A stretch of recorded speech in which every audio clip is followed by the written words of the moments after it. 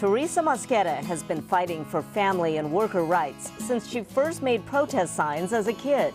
That same intensity matured into a passion to help others. Now at City Hall, her mission is to give a voice to the oppressed, the homeless, and speak up for those who feel underrepresented. I hear that there might be even homeless encampment here at City Hall. Well, we want to make sure that we're creating an opportunity for folks to be able to come indoors, to have a safe place to stay. Why not use underutilized space in our own City Hall to make sure that people have a safe place to sleep at night? It's the right thing to do. It's time to sit down with Councilmember Teresa Mosqueda next on Council Conversations.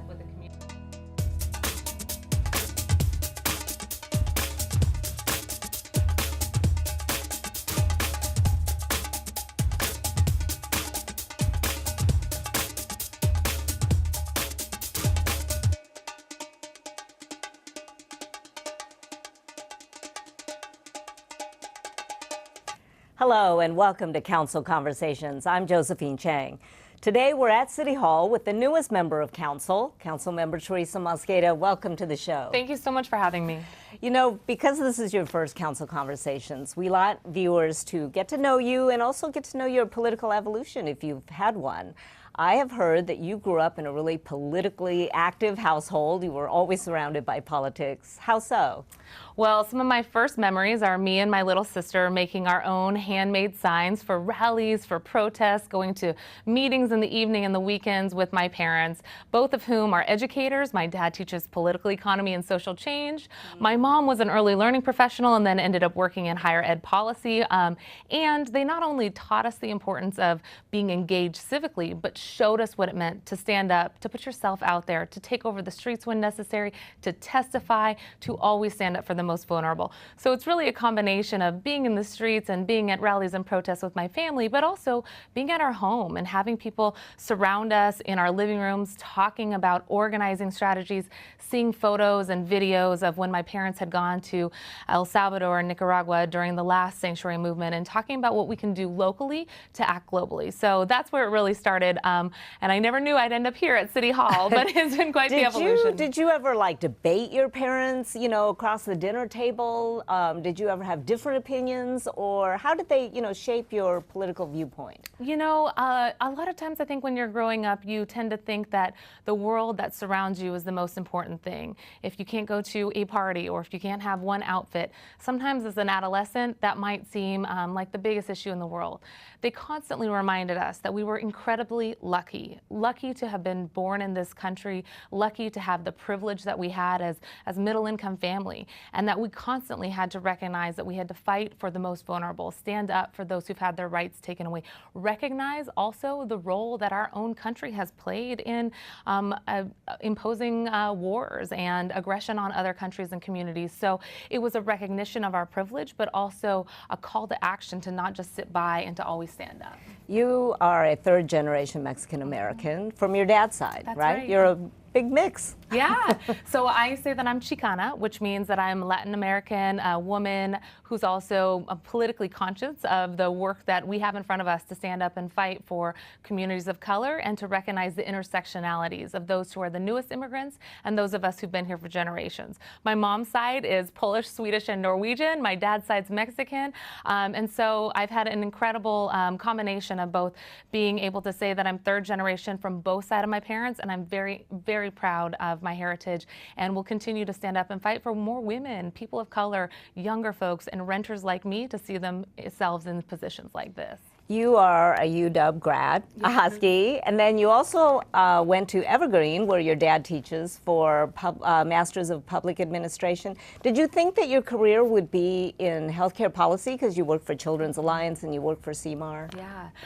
I did spend a lot of my career focused on actual health systems, health insurance, making sure that we were expanding access to the most vulnerable. I spent a number of years working at SeaMar community health centers, fighting to make sure that seniors who'd worked their entire lives here in this country actually could retire with dignity and have health care. I then got my master's and worked at public health at the state level and fought to make sure that we had healthier foods in schools for our kiddos. And then worked at the Children's Alliance to make sure sure that all kids, regardless of citizenship status, had access to health care. But the reality is, when you do a public administration program and you think about public policy through the broader lens, you realize that health insurance only makes up about 5 to 10% of what makes people actually healthy. The rest is the social determinants of health. Do people have a good living wage job? Can they retire with dignity? Do they have respect in the workplace? Can they speak up without fear and intimidation and retaliation? So when I thought about these issues, coupled with what I heard from one of the professors at UW, his name is Stephen Beshrushka, who talks about sickness and wealth, one of the most important ways that we can improve people's health is by reducing wealth inequality. That is actually the guiding principle that I took with me into my work in public health and public advocacy, and it's the work that I take with me now into serving the public and through my committee, Housing, Health, Energy, and Workers' Rights. I was going to ask you why you made the switch to working for the AFL-CIO and the Labor Council. Was that it? That's precisely it. Yeah. I will continue to fight every day to make sure that everyone in our community has access to that plastic medical insurance card. But when we look at what actually makes people healthy, it's good living wage jobs, retirement security, the ability to take sick leave, the ability to take a day off when you need to care for a loved one. Family leave is one of the most important things that we can do for healthy kiddos and families. It's also an economic justice policy. So the reason I worked at the AFL-CIO for almost 7 years is because we have to fight for economic justice if we're ever going to have health justice, and that's part of what drives me today. So for a lot of people, you know, that decision to run for public office is kind of a leap of faith. You know, you are leaving the comfortable life that you had, or at least, you know, the life that you were comfortable with. For you, why did you take that leap, and had you considered it before? Yeah, it is true. We all, I think, under this administration at the national level have had to push ourselves out of our comfort zone a little bit more. You saw immediately in 2017, after the Trump election, people filled the streets every day. People filled SeaTac when the executive order came down with the Muslim ban imposed by Trump. And many people like me, women, people of color, younger folks, stepped out of their comfort zone to run for office for the first time ever. And many of us won. The reason that I decided to do it is because I never thought that I would be in public office. In fact, most of my job was encouraging other people, workers, women, people of color, to see themselves running for office and to try to create a more representative democracy. And I'd always hear, well, why the heck aren't you doing it? And I think after the last election, I really decided that I couldn't say no anymore, that the time to fight for justice was now, and we can't ask somebody else to do it when we ought to be stepping up. So it is both a matter of taking to the streets, being there to testify, and stepping up to run for office when we know we can fight for social justice. Why not us, who have the lived experience of being women or people of color, or fighting to increase our wages, or having wage equity, for God's sakes, to be in these seats to try to make these decisions? I think it's important to bring that lived experience forward, and I think that we saw last year's election and this year's really show that women, people of color, want to bring their voice into public Was it office. kind of a scary decision, though? And you know, it's a change from what you were doing, and also, I might add, one of your now colleagues actually endorsed your competitor. Was that, did that feel weird? Yeah, I think that it's always a challenge to go from talking about we the community, we the coalition, we the labor movement, which is where I came from, to talking about I. That was one of the hardest things when I decided to run for office. In fact, I got up and talked about what we had done to pass minimum wage and sick leave, a campaign that I actually helped to chair. And one of my opponents at the time said, well, she may have done some things in the past, but I don't hear her have any ideas of her own. That, to me, was a signal that I needed to think more creatively about how I brought out the story of what I had done, but to never lose the movement and to never lose the coalition and the community behind all of the actions that we collectively have fought so hard for. It's hard, I think, for people to run for office, and I hope that your viewers consider running if they haven't already, especially women. Women, it takes us 7 times to be asked, have you ever thought about running for office before we consider saying yes? I've heard that. How many times does it take most men? Once. But we want more representative democracy, and so I hope that women across the country continue to see the opportunity to run and to not second guess themselves and to think about how they tell their own story about their accomplishments. Well, and after you won and officially became a politician, what was the biggest adjustment for you? The biggest adjustment, I constantly feel like I have to be in community to be responsive to constituents. And running for office, you are out there doing debates, sometimes 2 or 3 times a night or a weekend. And so I think really reflecting on how I can best serve the city at large. I'm an at-large council member. There's over 700,000 people in this city. So we're now doing events on Fridays where we're going to start in the morning with a tour of whether it's a small business or a community organization, and then we're going to do walking tours in the neighborhood, wrapping up with a community discussion.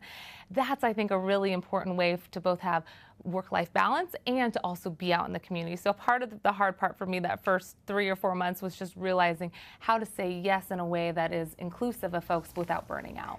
Well, yeah, because you could be out there 24/7 and the people wouldn't get enough, right? So let's jump into a couple of the issues that are currently hot right now. You know, there's a lot of controversy about the employee hours tax, better known as the head tax. I know that you did not vote to repeal it. Was that a surprise, the whole reversal thing? Did that come out of the blue for you? Yeah, so I was one of the 4 original co-sponsors, and I'm incredibly proud of this council as a whole. We voted 9-0, and the mayor signed one of the more progressive tax policies that we could put out there to bring in the revenue needed to house the homeless. So were you frustrated that it got repealed? I did not want to repeal it without a replacement. I wish that we could have had a replacement before the vote took place, but I will continue to underscore the need to make sure that we have the revenue to build housing and shelters. It can't just be about short-term shelters because we can't warehouse folks. We need to actually house people. And in order to do that, even the Chamber of Commerce's own report and the Poppy report has said repeatedly, we need resources to build housing. Housing's in my committee. I know it's a shared priority of this council, so I'm going to continue to work to get progressive revenue. So what now? And you know, even some of your union supporters wasn't for the head tax. Was that a conflict at all? So actually, by the end, we had all had a conversation about how do we move forward. There was agreement across the board that at $275 per year per employee for these largest employers who are making more than $20 million a year, if we did this short-term tax, we would have support. And I appreciate everyone from the building trades to the nurses union, folks who stood up to say, help us move forward. We found a way to harmonize the entire council and find that labor harmony as well.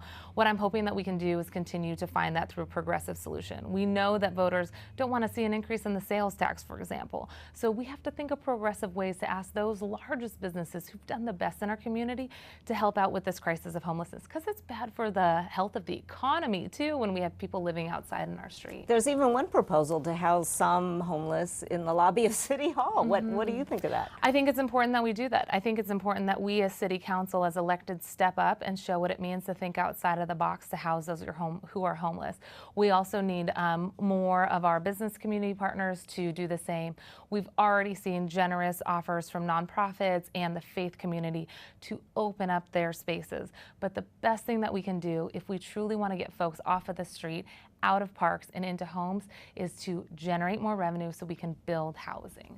You mentioned that you're the only renter on the council right now. Does that give you a unique perspective on housing here in the city and also on the whole issue of affordability? Well, I do think that it underscores the urgency of trying to create housing across the income spectrum. I am incredibly lucky to be able to serve the people of Seattle. My husband has a good living wage job as a union reporter. We should be, by all intents and purposes, middle income.